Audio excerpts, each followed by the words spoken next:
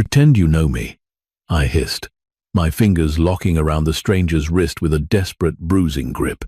Please, just smile and pretend we're together. The man froze, his porcelain coffee cup suspended just an inch from his lips. Across the cramped diner, the rusty bell above the glass door chimed, and a familiar, chilling silhouette stepped into the flickering, neon-lit interior. Mark, my ex. The stranger didn't pull away. Instead, his dark, calculating gaze shifted past my shoulder, locking onto Mark with an icy, terrifying calm. Slowly, with deliberate precision, his hand rotated, his large, calloused fingers enveloping mine. I know him, the stranger murmured, his voice a dark, velvet rumble that sent a completely different kind of shiver down my spine. And he knows me. The Midnight Owl Diner was the kind of place that existed out of time, anchored to a forgotten stretch of highway on the edge of the city. It smelled perpetually of burnt coffee, stale grease, and the faint, metallic tang of desperation. For 3 months, it had been my sanctuary. The graveyard shift from 10 at night until 6 in the morning offered a grueling kind of invisibility that I desperately craved. Nobody looked closely at the waitress refilling their cup at 3 in the morning. They looked at their regrets, their phones, or the empty road outside. My name is Zoe, and for the past 90 days, my primary objective in life had been to become a ghost. My feet throbbed against the cracked linoleum behind the counter. I wiped down the laminate surface for the 4th time in an hour, the damp rag squeaking against a stubborn syrup stain. The diner was mostly empty. 2 truck drivers murmured in a corner booth, hunched over plates of heavy eggs and toast. An elderly woman sat at the counter, methodically stirring a cup of tea, lost in whatever memories the swirling liquid conjured. And then there was him. He was sitting in booth 4, the one tucked into the darkest corner of the diner, furthest from the windows. He had been there for an hour, nursing a single cup of black coffee. In the harsh, fluorescent lighting that usually made people look jaundiced and exhausted, he looked entirely self-possessed. He wore a tailored charcoal suit that looked completely out of place against the cracked red vinyl of the booth. His dark hair was neatly styled, but a few stray strands fell across his forehead, softening a face that was otherwise composed of sharp, uncompromising angles. He hadn't touched the laminated menu. He hadn't looked at his phone. He just sat there, projecting an aura of absolute stillness that was somehow louder than a scream. I picked up the glass coffee pot, the dark liquid sloshing against the sides, and made my way over to him. "More coffee?" I asked, forcing the standard, polite retail smile onto my face. He looked up. His eyes were a startling, pale gray, like the color of winter ice over a deep lake. They didn't just look at me, they seemed to catalog me, stripping away the uniform and the forced smile to read the exhaustion underneath. "Please," he said. His voice was deep, resonant, and remarkably quiet. I poured the coffee, watching the steam curl upward. "Quiet night," I offered, trying to fill the silence. It was a nervous habit. Silence always felt heavy to me now. "The quiet ones usually precede the storm," he replied, his gaze dropping to the fresh, dark liquid in his cup. I gave a small, non-committal laugh, turning away to head back to the safety of the counter. And that was when the bell above the front door chimed. It was a sharp, cheerful sound that violently contrasted with the sudden, absolute terror that spiked through my veins. I knew the silhouette instantly, even through the foggy glass, backlit by the sputtering yellow street lamp outside. The angle of his shoulders, the arrogant tilt of his head, the precise way he pushed the door open, it was seared into my muscle memory. "Mark?" My breath hitched, catching in my throat like a jagged stone. The coffee pot in my hand trembled, the glass clinking faintly against the silver rim. It had been 3 months. 3 months of changing my number, abandoning my apartment, sleeping on a friend's couch before finding this miserable, wonderful diner on the edge of nowhere. 3 months of looking over my shoulder, and now he was here. He was wearing his usual leather jacket, his eyes scanning the diner with the predatory sweep of a hawk looking for a field mouse. Panic, cold and sharp, flooded my system. My feet felt glued to the linoleum. The back door. I needed to get to the kitchen and out the back door into the alley. But to get to the kitchen swinging doors, I had to cross the open space right in front of the entrance. He would see me. If I ran, he would chase. He always chased. I was standing right next to booth 4. The man in the charcoal suit. Instinct overrode logic. It was the desperate, flailing instinct of a drowning woman reaching for a piece of driftwood. I didn't think about boundaries or politeness or the insanity of what I was doing. I simply reacted. I spun around, practically collapsing onto the red vinyl bench opposite the stranger. I dropped the coffee pot onto the table miraculously. It didn't shatter, though dark liquid splashed over the rim, staining the white paper placemat. "Pretend you know me," I hissed, my voice a ragged, frantic whisper. I reached across the small table, my fingers locking around his wrist with a desperate bruising grip. His skin was warm, his muscles taut beneath the fabric of his suit sleeve. "Please, just smile and pretend we're together." For a split second, time seemed to halt. The stranger froze, his porcelain coffee cup suspended just an inch from his lips. I expected him to pull away in disgust. I expected him to call for the manager. I expected him to push me away. Across the diner, Mark's heavy boots echoed on the floorboards as he stepped fully inside, the door swinging shut behind him. The stranger didn't pull away. Instead, his dark, calculating gaze shifted past my shoulder, locking onto the front of the diner. I saw the micro-expressions flicker across his face, a brief flash of recognition, followed by a settling of something cold and utterly lethal in his grey eyes. Slowly, with deliberate, unhurried precision, his hand rotated beneath mine. His large, calloused fingers rose, enveloping my trembling hand entirely. His grip was firm, grounding, and undeniably possessive. "I know him," the stranger murmured, leaning forward slightly. His voice was no longer just a rumble, it was a blade sliding out of a velvet sheath. "And he knows me." My heart hammered a frantic rhythm against my ribs, so loud I was sure it was echoing throughout the diner. I sat frozen, my hand enveloped in the stranger's, my back rigid against the booth. I couldn't turn around. If I turned around, Mark would see my face, see the terror in my eyes, and he would know he had won. Again. But the stranger, his gaze was fixed on the entrance. I watched his face closely, desperate for a cue on how to act. What I saw wasn't the polite confusion of an innocent bystander roped into a domestic dispute. What I saw was a chilling, absolute dominance, his jaw set. The faint, polite mask he had worn moments ago dissolved, replaced by a look of predatory stillness. He wasn't looking at Mark with fear. He was looking at him, the way a butcher looks at a particularly uninteresting slab of meat.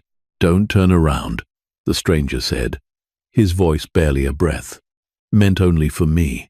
"Keep your eyes on me, Zoe." I blinked, startled. "How do you know my name?" I whispered back, my voice trembling. He tilted his head slightly, a ghost of a smirk playing on his lips. "It's printed on the plastic name tag pinned to your apron." I flushed, feeling incredibly foolish. I forced myself to look into his pale grey eyes, trying to mirror the calm he was projecting, though inside I was fracturing into 1,000 pieces. Behind me, the heavy footsteps stopped. The diner went dead quiet. Even the 2 truck drivers in the corner had ceased their murmuring, sensing the sudden, sharp shift in the room's atmospheric pressure. Well, Mark's voice rang out, dripping with that familiar, mocking false bravado. It was the voice he used when he was trying to assert control, the voice that usually preceded a thrown plate or a shattered mirror. If it isn't, Mark's voice faltered. It didn't just trail off, it snapped shut, like a book slammed closed mid-sentence. I saw the stranger's eyes narrow slightly. His thumb began to stroke the back of my hand, a gesture that should have been comforting, but felt terrifyingly calculated. "If it isn't who, Mark?" the stranger asked. He didn't raise his voice. He didn't have to. The quiet authority in his tone commanded the entire room. I heard a sharp intake of breath from behind me, a shuffling of feet. I apologize," Mark stammered. The arrogant swagger was entirely gone from his voice. It was replaced by a thin, reedy tone of genuine, unadulterated panic. I had known Mark for 2 years. I had seen him angry, violent, manipulative, and charming. I had never, not once, heard him sound terrified. I thought, I saw someone else. My mistake. "It seems you make a lot of mistakes lately, Mark," the stranger replied evenly. He finally took a sip of his coffee, his eyes never leaving the space behind me. "I suggest you leave before you make another one. One you can't walk away from. Yes? Right? Sorry." The frantic scuffling of boots retreating. The harsh squeak of the diner door being pulled open with too much force. The chime of the bell, ringing wildly. The door slamming shut. Silence rushed back into the diner, thick and suffocating. I let out a breath. I felt like I had been holding for 3 months. My shoulders slumped, and I slumped forward, resting my forehead against my free hand. A wave of nausea washed over me, a byproduct of the massive adrenaline spike crashing through my system. "He's gone," the stranger said quietly. He slowly released my hand. I immediately felt the absence of his warmth. I pulled my hand back, tucking it into my lap, suddenly hyper-aware of how deeply I had intruded into his space. "I'm sorry," I gasped, looking up at him. My vision was slightly blurred with unshed tears of relief and lingering fear.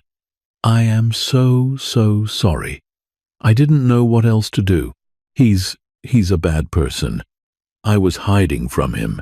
The stranger reached into the inner pocket of his charcoal suit and withdrew a sleek, matte black leather wallet. He extracted a crisp $100 bill and laid it carefully on the table next to the spilled coffee. "You have nothing to apologize for, Zoe," he said, his tone unreadable. He slid out of the booth, his movements fluid and precise. Standing up, he towered over the table, imposing and shadowed. "But I would advise you to find a new place to work. This diner is no longer safe for you." "What?" I looked up at him, bewildered. "But he left. You scared him off. Who are you?" He looked down at me, and for a fleeting moment, I thought I saw a flicker of something akin to pity in those cold gray eyes. "My name is Jackson," he said simply. He buttoned his suit jacket with one hand. "And I didn't scare him, Zoe. I terrified him. Because Mark knows exactly what happens to people who interrupt my coffee." Without another word, he turned and walked toward the exit. He moved with a silent, deadly grace, the heavy door opening and closing with barely a sound. I sat alone in the booth, staring at the $100 bill and the spilled coffee. The lingering scent of his cologne, expensive cedarwood, and something sharp, like ozone before a thunderstorm hung in the air, a phantom presence that felt infinitely more dangerous than the ex-boyfriend I had been running from. I didn't quit the diner. It was easy for a man in a tailored suit dropping $100 bills to tell me to find a new job. It was much harder for a girl with $72 in her checking account and rent due on a dingy sublet to actually do it. I told myself Jackson was just trying to be dramatic. Mark was a bully, a low-level hustler who ran illegal poker games and sold stolen electronics out of the trunk of his car. He was vicious to people smaller than him, but he was a coward at heart. Whoever Jackson was, maybe a high-priced lawyer or a detective, he had intimidated Mark. That was a good thing, right? But as the days bled into a week, the atmosphere around me began to curdle. The air grew thick with a creeping, invisible paranoia that felt like cobwebs brushing against my skin in the dark. It started subtly. 3 nights after the incident, I was walking home from my shift. It was 6:30 a.m., the sky a bruised purple, the city just beginning to stir. I took my usual route through the garment district, a maze of narrow streets lined with locked warehouses and overflowing dumpsters. I heard the sound of an engine idling. A dark, unmarked sedan was parked at the mouth of an alley. As I walked past, the passenger side window glided down. A man was sitting inside, smoking a cigarette. He didn't say a word, but his eyes tracked me as I walked. They weren't the eyes of a catcaller or a mugger. They were the cold, assessing eyes of someone taking inventory. I walked faster, my keys clutched tightly in my fist. The car didn't follow, but the feeling of being watched clung to me like damp clothing all the way to my apartment. The next night, at the diner, things escalated. It was 2 a.m.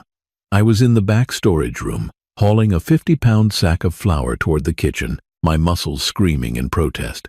The back door, heavy steel reinforced with a deadbolt, suddenly rattled violently. Someone was twisting the handle, pulling with immense force. I dropped the flour, a cloud of white dust exploding around my sneakers. I backed away, grabbing a heavy cast-iron skillet from a nearby shelf. The rattling stopped. Then 3 heavy, deliberate knocks. Thud, thud, thud. I held my breath. After a long minute, I crept toward the door and peered through the thick, wire mesh reinforced peephole. There was no one there, but taped to the exterior of the door, right at eye level, was a single playing card, the Jack of Spades.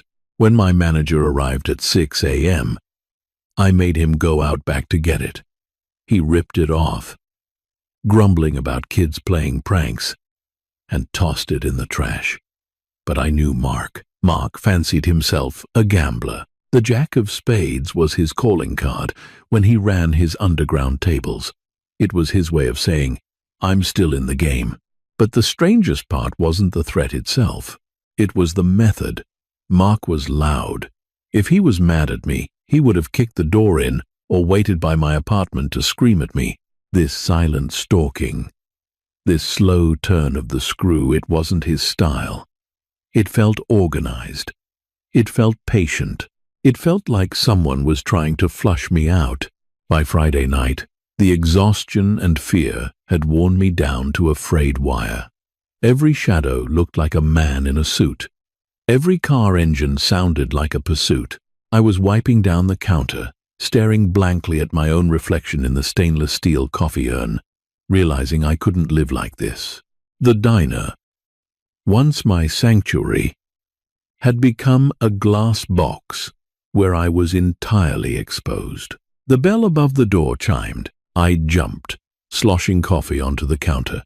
I whipped around, expecting to see Mark, or the man from the sedan, or perhaps Jackson himself, returning to collect his change. Instead, 3 men walked in. They didn't look like Mark's usual crew of desperate hustlers. These men were built like brick walls, wearing thick leather jackets that did little to hide the bulk of shoulder holsters beneath. They moved with a terrifying synchronization, ignoring the "Please wait to be seated" sign, walking directly to the center of the diner. The largest of the 3, a man with a thick, jagged scar running through his left eyebrow, looked directly at me. "Are you Zoe?" he asked. His voice was gravel, grating against the silence of the room. My mouth went dry. The 2 truck drivers in the corner suddenly stood up, threw a few crumpled bills on their table, and practically sprinted for the door. They recognized predators when they saw them. "I'm working," I managed to say, taking a step back toward the kitchen doors. The scarred man smiled. It was a terrible, lifeless expression. "We're not here for the pie, sweetheart. We're looking for Mark. He seems to have misplaced something very valuable. And since you're his new insurance policy, we figured you might know where he is." "Insurance policy?" I echoed, my mind racing, stumbling over the words. "I don't know what you're talking about. I haven't seen Mark in months." "We broke up." The man took a slow step forward. "Don't play stupid. We know what happened here Tuesday night. We know who you're sitting with. If you're under Jackson's umbrella, Mark must have given you the ledger. Hand it over, and we walk out of here. Keep playing dumb, and this diner burns to the ground with you inside it." My brain short-circuited. Ledger? Jackson's umbrella? Before I could form a response, before the man could take another step, the glass front door of the diner exploded inward. It wasn't a gunshot. It was a massive, blunt force impact that shattered the tempered glass into thousands of glittering, deadly diamonds. The three men spun around, reaching beneath their leather jackets. Through the rain of falling glass stepped Jackson. He wasn't wearing a suit tonight. He wore a dark Henley shirt that clung to the muscular lines of his chest, and heavy, dark jeans. In his right hand, he held a sleek, silenced pistol. His face was entirely devoid of emotion, a mask of cold, predatory focus. The scene unfolded with a terrifying, fluid violence that felt simultaneously agonizingly slow and brutally fast. The scarred man drew his weapon, opening his mouth to yell an order. Jackson didn't hesitate. He raised his arm and fired twice in rapid succession. Pfft, pfft. The sounds were muffled, like a heavy staple gun, but the impact was devastating. The scarred man's gun dropped from his hands as he crumpled to the linoleum, clutching his knee, screaming in sudden agony. The other two men lunged toward Jackson. Jackson stepped inside the guard of the first man, a blur of motion. He didn't use the gun. He used his elbow, driving it upward into the man's throat with a sickening crunch. As the man gagged and fell, Jackson pivoted smoothly, sweeping the leg of the third man, sending him crashing backward into a table, sending salt shakers and ketchup bottles flying. It was over in less than 10 seconds. 3 massive men, armed and dangerous, were incapacitated on the floor of my diner, groaning in pain. Jackson hadn't even broken a sweat. He stood amidst the wreckage, his gun lowered but still gripped firmly, his gray eyes sweeping the room before locking onto me. I was backed flat against the pie display case, trembling violently, my hands clutching the fabric of my apron like a lifeline. "I told you," Jackson said, his voice entirely calm, cutting through the moans of the men on the floor. "This diner is no longer safe." He walked toward me, stepping over the shattered glass and groaning bodies with casual disdain. He holstered his weapon at the small of his back, the movement practiced and smooth. He reached out, grabbing my upper arm. His grip wasn't bruising, but it was absolute. "We are leaving," he stated. It wasn't a request. "Wait. I can't just my shift the police," I babbled, the adrenaline making my thoughts spiral out of control. Jackson stopped, turning his head slightly to look at me. The intensity in his eyes forced me into silence. "If the police arrive, you will be answering questions about why the Moretti crime family sent 3 enforcers to execute a waitress. Are you prepared to answer those questions, Zoe?" "Moretti crime family." The words tasted absurd in my mouth, like I was suddenly reciting lines from a movie I hadn't auditioned for. "Walk," Jackson commanded, pulling me toward the shattered entrance. I stumbled over the threshold, my sneakers crunching on the broken glass. Outside, a sleek, black-armored SUV was idling at the curb. The rear door was already open. Jackson practically tossed me inside, climbing in right behind me and slamming the heavy door shut. The interior smelled of rich leather and the same sharp ozone scent that clung to him. The driver, a broad-shouldered man wearing sunglasses despite the dark night, put the car in gear. We accelerated away from the diner with enough force to press me back against the plush leather seat. I sat huddled in the corner, staring at Jackson. He was staring out the tinted window, watching the city blur past, his profile sharp against the passing streetlights. "What is happening?" I finally managed to whisper, my voice cracking. "Who are you? What did they mean about an umbrella? And a ledger?" Jackson turned his head slowly. He looked at me for a long time, evaluating me, weighing my ignorance against whatever truth he held. "You," he said softly, the danger in his voice wrapped in velvet, made a very impulsive decision on Tuesday night. By grabbing my hand, you signaled to Mark that you were under my protection, and in doing so, you inadvertently declared war on half the criminal syndicate in this city. My breath caught. "I don't understand. Mark owes a substantial amount of money to very dangerous people," Jackson explained, his tone clinical. "He stole something from me to pay them off. When he saw you holding my hand, he assumed you had betrayed him to me. He assumed I was using you to get to him. He panicked, and he ran to his other creditors, telling them you had the item he stole." The reality of the situation crashed over me like a freezing wave. My desperate, tiny act of survival in the diner had been misinterpreted as a massive move on a chessboard I didn't even know existed. "But I don't have anything," I cried, panic rising in my throat. "I don't know anything about a ledger. I just wanted him to leave me alone." "I know that," Jackson said quietly, "but they don't. And right now, to them, you are the most valuable asset in the city, which means, Zoe, until we find Mark and retrieve what he stole." He leaned closer, the shadows in the car masking his features, leaving only the gleam of his pale eyes. "You belong to me." The SUV glided into the subterranean parking garage of a gleaming glass skyscraper downtown. We bypassed the standard elevators, Jackson scanning a heavily encrypted keycard to access a private lift that shot upward with stomach-dropping speed. The digital counter stopped at the 50th floor, penthouse.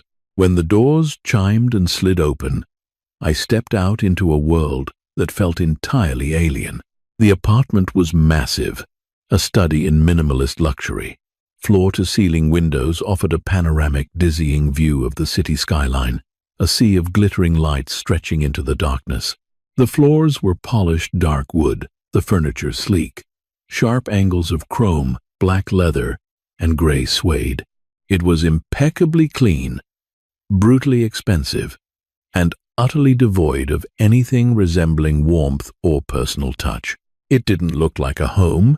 It looked like a high-altitude observation deck for a predator. "Make yourself comfortable," Jackson said, shrugging off his Henley to reveal a stark white undershirt that highlighted the heavy bands of muscle across his shoulders. He threw the shirt onto a leather armchair and walked toward a massive marble kitchen island. "There are clothes in the guest bedroom down the hall to the left. Bathroom is attached. You should wash the glass out of your hair." I reached up, touching my head, wincing as my fingers brushed against tiny shards of grit. I felt numb.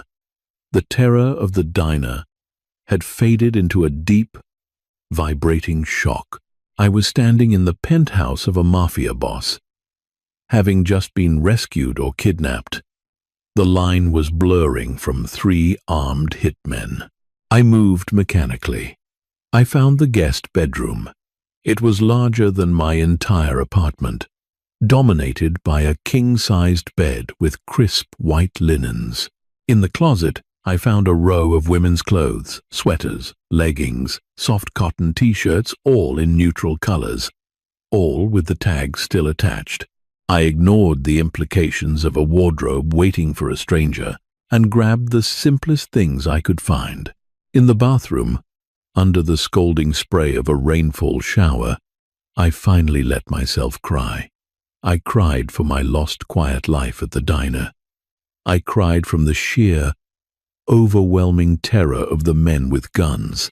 And I cried because I knew, deep down, that my life was never going to be normal again. When I emerged, dressed in an oversized cashmere sweater and soft leggings, Jackson was sitting at the kitchen island. He had a glass of amber liquid in his hand and a sleek laptop open in front of him. He looked up as I entered. "Better?" he asked. I walked over, pulling out a heavy chrome stool and sitting as far away from him as the island permitted. "I'm a hostage in a penthouse," I said, my voice hoarse. I wouldn't say better is the right word. Jackson took a slow sip of his drink. "You're not a hostage, Zoe. You are under my protection. Protection from the people who are trying to kill me because they think I'm working for you," I shot back, a flash of anger cutting through my fear. "You realize this is entirely your fault, right? If you hadn't played along in the diner." "If I hadn't played along in the diner," Jackson interrupted, his voice dropping an octave, "Mark would have dragged you out the back door by your hair. I saw the way he looked at you. I saw the terror in your eyes. I intervened to save your life. The consequences are unfortunate, but they are preferable to the alternative." I fell silent, staring down at the marble countertop. He was right. I knew what Mark was capable of. I had the faded bruises to prove it. "Who are you, really?"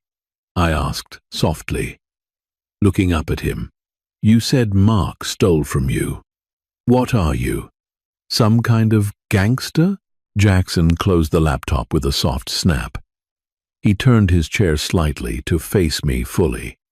Under the soft pendant lighting of the kitchen, he looked less like an executioner and more like a weary king.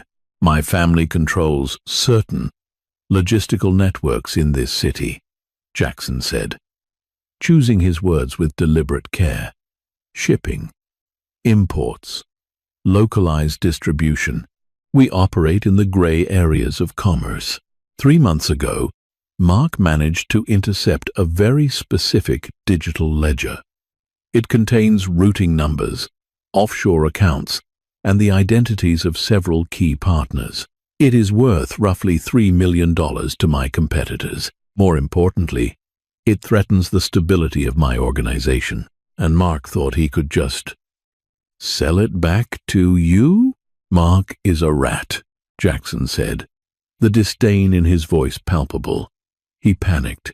He hid it, tried to broker a deal with the Moretti family, the men who visited your diner tonight, to buy his way into their ranks using my property. But Mark is incompetent. He lost his nerve, went into hiding. Until Tuesday night. He leaned forward, resting his forearms on the marble. "When he saw you with me, he thought you were the leak. He thought you led me to him. Now the Morettis believe you know where the ledger is. They want it. I want it back. And until I have it, they will not stop hunting you to get it." I absorbed the impossible weight of his words. $3 million.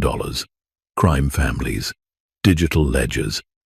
It was a language I didn't speak. A world I didn't want any part of. "So what do we do?" I asked, my voice barely a whisper. "Do I just live in this tower forever?" Jackson's eyes softened. Just a fraction. It was a fleeting glimpse of humanity beneath the armor. "No," he said quietly. "I am going to find Mark. I am going to retrieve what is mine. And then I am going to make sure the Moretti family understands that you are off limits. Permanently." "And how are you going to do that?" Jackson picked up his glass, finishing the amber liquid in one smooth motion. When he looked back at me, the softness was entirely gone, replaced by the cold, metallic stare of a man who dealt in violence. "I'm going to do what I do best, Zoe," he said softly. "I'm going to start a fire." The next 48 hours were a masterclass in psychological torture. The physical threat was kept at bay by reinforced steel doors, security cameras, and the constant, silent presence of Jackson's men in the hallways below. But the mental toll of being trapped in the gilded cage was profound. I paced the length of the penthouse until my feet ached. I watched the news, hoping for some mention of the diner, but there was nothing. No reports of broken glass or injured men. It was as if the violence had been swallowed whole by the city, erased from existence by people with enough money and power to make truth entirely subjective. Jackson was a ghost in his own home. He left early in the mornings, returning late at night. When he was there, he was tethered to his phone, speaking in low, rapid Italian or clipped English, negotiating, threatening, directing an invisible army. We existed in a state of high-tension orbit. We shared the space, but we didn't touch. We rarely spoke unless necessary. Yet, I was hyper-aware of his every movement. I noticed the way he meticulously cleaned his handgun at the kitchen island. I noticed the dark circles under his pale eyes that spoke of profound sleep deprivation. I noticed the way he always positioned himself between me and the windows, a subconscious act of shielding. He was a monster by society's standards, a criminal, a killer, but in the quiet moments, watching him brew coffee with the exact same precision he used to load a magazine, I saw the immense, crushing weight of the world he carried. He was a prisoner of his own making, just as trapped in his life of violence as I was currently trapped in his penthouse. On the evening of the third day, the fragile stalemate broke. I was sitting on the suede sofa, staring blankly at a muted television, when my burner phone, the one I had bought specifically to avoid, Mark buzzed violently on the coffee table. I stared at it as if it were a venomous snake. Very few people had that number.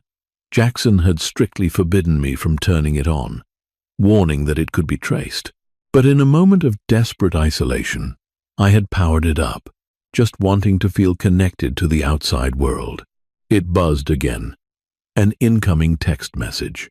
My hand trembled as I reached out and tapped the screen. The message was from an unknown number. It contained a single image and one line of text. The image made my blood run cold. It was a photograph taken from across the street of a small yellow brick house with a front porch swing. My mother's house in the suburbs. The timestamp in the corner of the photo indicated it had been taken less than an hour ago. The text below read, "I know you have Jackson's ear. Tell him to back off his dogs, or the next picture I send is from inside the living room. M." The phone slipped from my fingers, clattering onto the glass table. I couldn't breathe. The walls of the penthouse suddenly felt like they were closing in, crushing my ribs. Mark wasn't hiding. He was lashing out. He was going after the only thing in the world I cared about. The front door to the penthouse clicked open. Jackson walked in, shedding his suit jacket, looking exhausted. He stopped halfway across the living room, instantly registering the terror radiating from me. "What happened?" he demanded, his fatigue vanishing in an instant, replaced by sharp alertness. I pointed a shaking finger at the phone. Jackson crossed the room in 2 strides, snatching the device from the table. He read the message, his jaw clenching so hard a muscle twitched near his temple. The silence that followed was terrifying. It wasn't the calm silence of control. It was the pressurized silence before an explosion. "He's watching my mother," I choked out, tears finally spilling over my eyelashes. "Jackson, you said you were going to handle him. You said you were going to protect me. He's going to hurt her because of me." Jackson didn't yell. He didn't throw the phone. He carefully placed it back on the table, his movements terrifyingly precise. He turned to me, his pale eyes blazing with an arctic fury. "He will not touch her," Jackson said, his voice a low, vibrating hum that commanded absolute belief. "I have men en route to her house right now. They will secure the perimeter. She will not even know they are there, but she will be perfectly safe." "How can you know that?" I screamed, standing up, the fear converting rapidly into desperate anger. "He's unpredictable. He's a coward. And cowards do terrible things when they're cornered. He thinks I'm working with you. He thinks I betrayed him. You did not betray him. Jackson stepped closer, dominating my space, forcing me to look up at him. You survived him. There is a difference.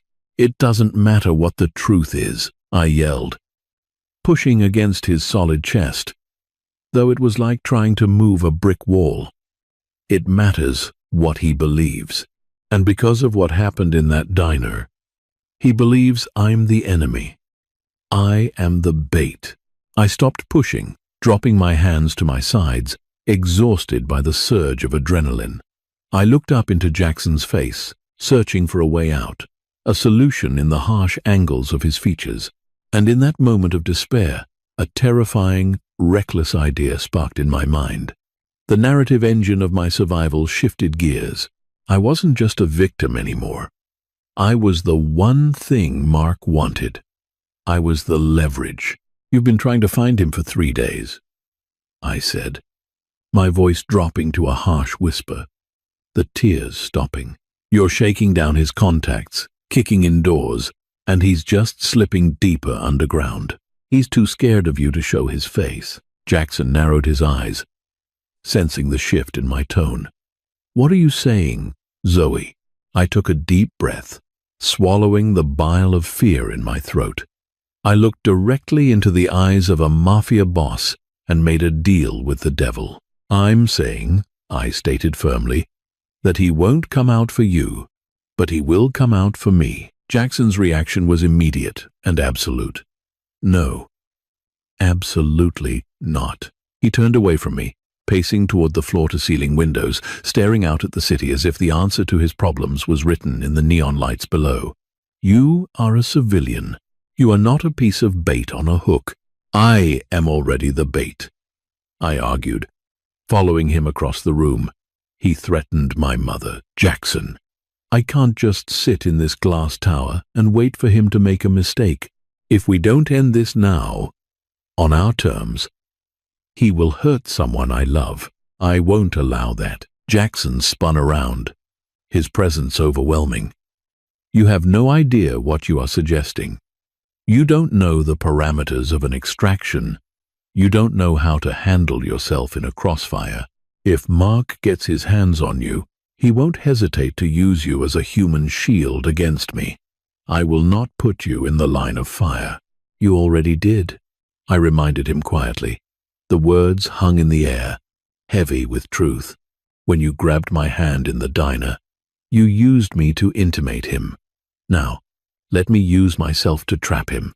Jackson stared at me, his jaw locked. I could see the conflict raging behind his icy eyes. The ruthless tactician warring with a strange protective code he seemed to harbor for me. What's the play? He finally asked, his voice tight. I exhaled, my hands trembling as I outlined the desperate plan forming in my head. He wants you to back off. He thinks I have influence over you. I text him back. I tell him I'm terrified, that you're holding me hostage, that I want out. I tell him I know where you keep your most sensitive files, the physical backups, and that I can steal them if he helps me escape the city. He won't believe you have access to my physical assets, Jackson countered. He's arrogant, Jackson. He underestimates women. He always has. He'll believe that a terrified waitress managed to snoop around her captor's apartment. He'll see it as his ultimate payday. He gets the leverage against you, and he gets his revenge on me. And where does this exchange happen? Somewhere public. Somewhere he feels he has an escape route, but where you have total control. Jackson remained silent for a long, agonizing minute. He walked to the kitchen island, leaning heavily against the marble, his head bowed. When he finally looked up, his expression was unreadable, a mask forged from cold iron. Pier 42, he said softly. It's an abandoned shipping terminal on the East River. It's an open space, plenty of sightlines. He'll like it because he can see anyone approaching. I like it because I own the Port Authority. I can place my men in every elevated position without him ever knowing. He walked back toward me, stopping inches away. He reached out, his large hands gently cupping my face. His thumbs brushed over my cheekbones. His touch was unexpectedly tender, a stark contrast to the violence he orchestrated. "If we do this," Jackson said, his voice a low, rough whisper, "you must follow my instructions exactly. If I tell you to drop, you drop. If I tell you to run, you run. You do not hesitate. Do you understand me, Zoo?"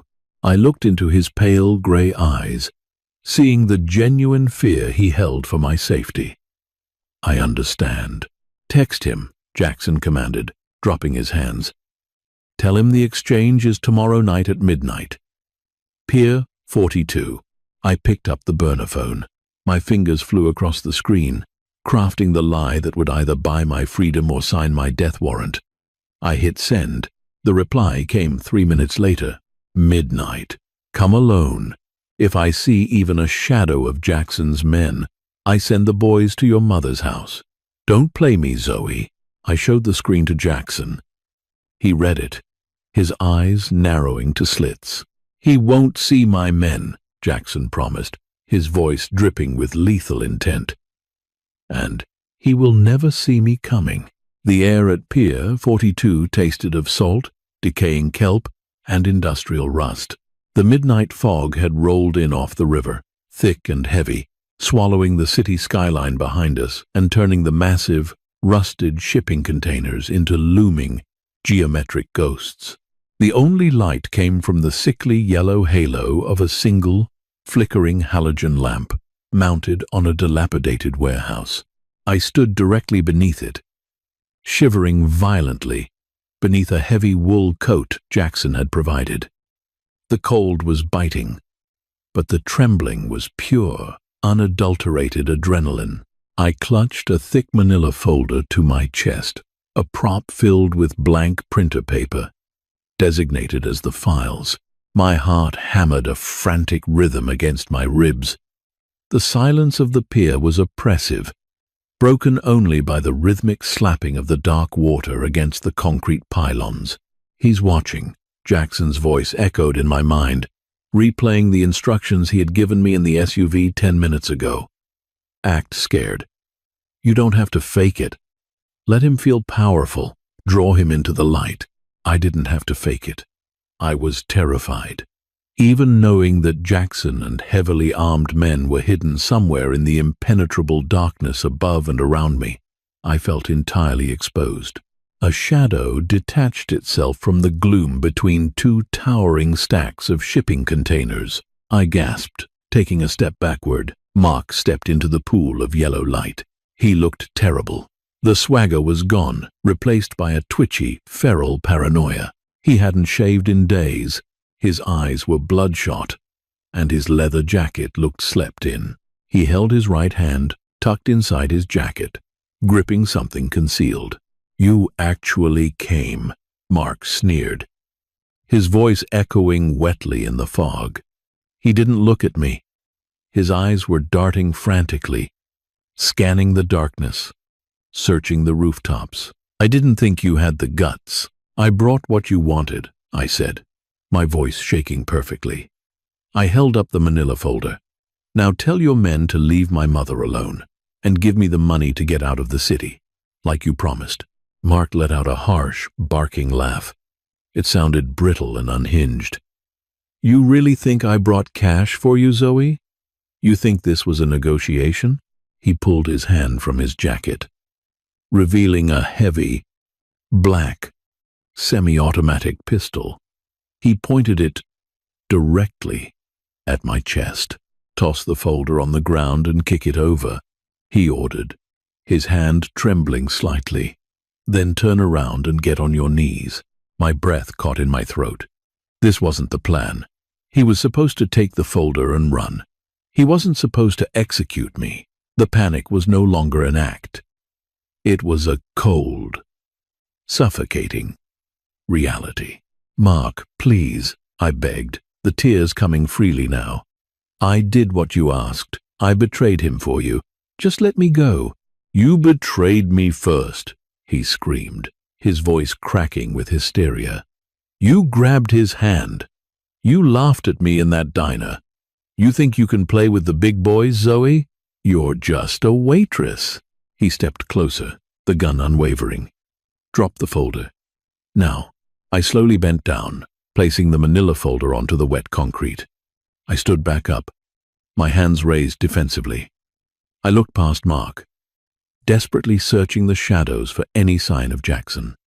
Nothing, just fog and darkness. Now, Mark sneered, closing the distance until he was only 5 feet away. Get on your knees. If I tell you to drop, you drop. The memory of Jackson's command flashed in my mind. I didn't get on my knees. I simply collapsed my legs, dropping flat onto my stomach against the freezing, wet concrete, covering the back of my head with my arms. It happened simultaneously. The distinct, suppressed thwip of a sniper rifle cut through the fog from high above. A fraction of a second later, Mark's gun exploded in his hand, the metal shattering into fragments as a high-caliber round obliterated the weapon and 2 of his fingers. Mark screamed a high, piercing sound of agony and shock. He staggered backward, clutching his ruined, bloody hand against his chest. Before he could process what had happened, a shadow detached itself from the top of the nearest shipping container. Jackson dropped 20 feet to the ground, landing with the silent, terrifying grace of a predator. He didn't hesitate. He closed the distance to Mark in 3 massive strides. Mark tried to turn and run, but Jackson caught him by the back of the neck, his fingers digging into nerve clusters. He drove Mark face first into the rusted steel of a container with a sickening crunch of cartilage. Mark slumped, half-conscious, groaning in pain. Jackson pinned him there with one forearm against his throat, pressing a sleek pistol to Mark's temple. "The ledger." "Mark," Jackson said. His voice wasn't loud. It was barely above a whisper, but it carried a promise of absolute, inescapable violence. "Where is it?" "Locker. 402. Central Station," Mark choked out, blood bubbling from his shattered nose. "The key is in my shoe. Please, don't kill me." Jackson's expression didn't change. He didn't look angry or vindictive. He looked entirely indifferent, which was infinitely more terrifying. He reached down, expertly extracted a small brass key from the lining of Mark's boot, and pocketed it. "You brought a gun to a meeting with a civilian," Jackson said softly, leaning his weight against Mark's windpipe. "You threatened her mother. You made this personal." "Jackson, stop." I didn't know I was going to scream it until the words tore from my throat. I pushed myself up off the concrete, my knees bruised, my hands scraped. Jackson paused, turning his head slightly to look at me over his shoulder. "He's beaten," I pleaded, walking slowly toward them, my voice trembling but firm. "You have what you need. You have the ledger. Don't do this. Don't execute him in front of me." Jackson stared at me. For a long, silent moment, the only sound was Mark's ragged, wet breathing and the slop of the river. I saw the conflict in Jackson's eyes. In his world, a betrayal like Mark's demanded blood. Letting him live was a weakness.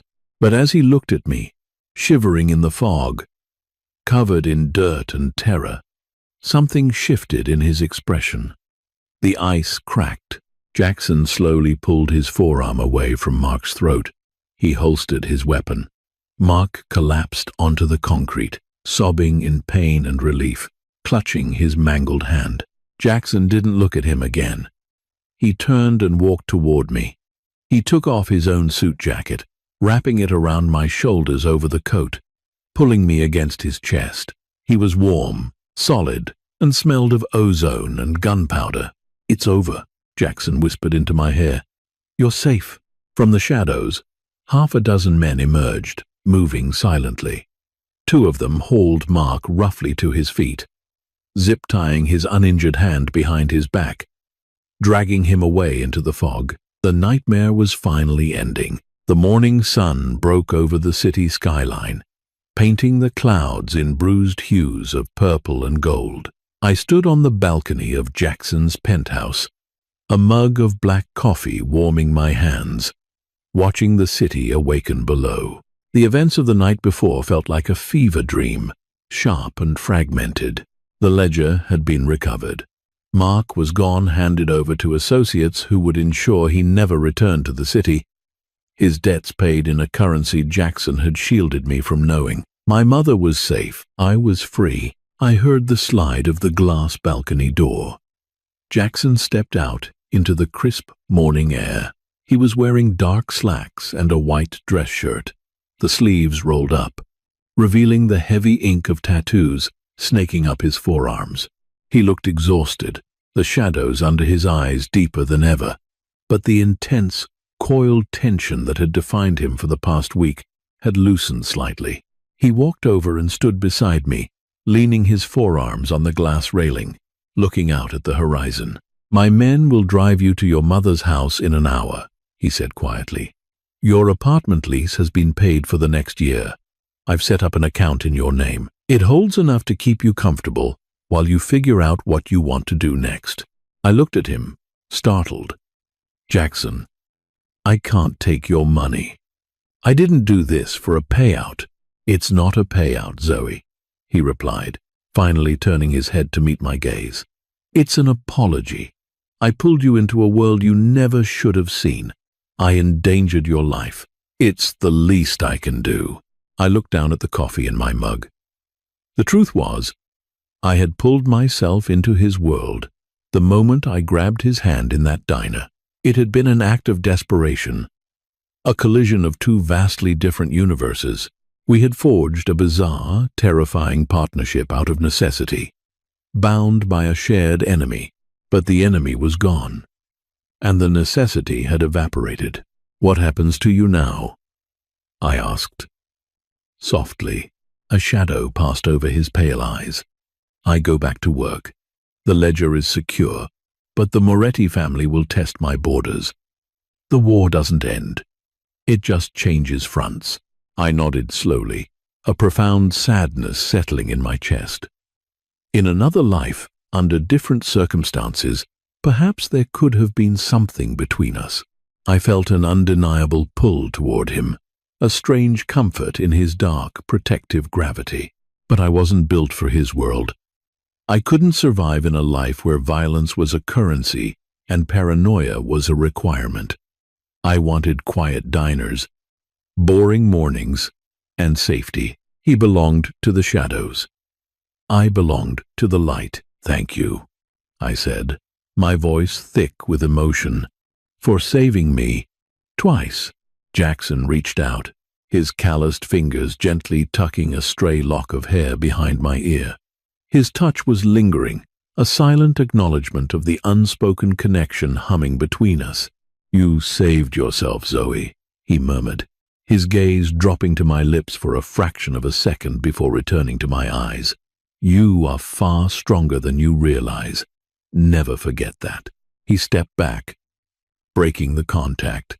The physical distance between us immediately felt like a chasm. "Goodbye, Zoe," he said. He turned and walked back inside the penthouse, the glass door sliding shut with a quiet, final click. I stood on the balcony, watching the sun rise higher, illuminating the vast, indifferent city.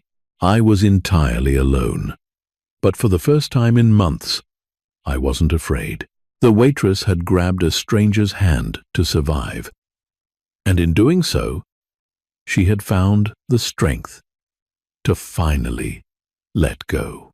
Zoe's journey from a terrified waitress hiding from her past to a woman who outmaneuvered a mobster highlights a profound moral truth. Our most desperate, impulsive choices often force us to confront the exact fears we are running from. By stepping into the crossfire, Zoe didn't just survive. She reclaimed her agency, proving that true power doesn't come from a gun or a syndicate, but from the courage to face the dark and refuse to break. If you enjoyed this intense, slow-burn thriller of survival and hidden worlds, please leave a like, share this story with your friends, and subscribe to our channel for more cinematic, real-life feeling dramatic tales.